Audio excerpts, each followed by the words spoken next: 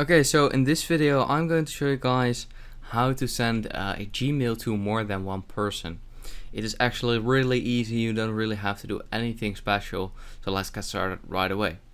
So what you want to do is you just want to open up Gmail, of course, and then click on Compose on the bottom right corner.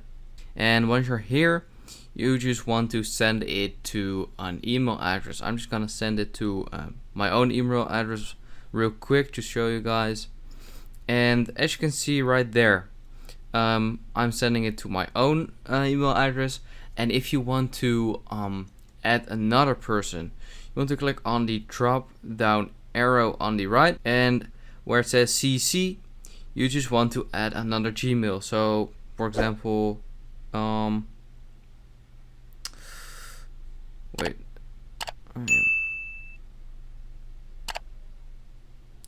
just like this, and boom.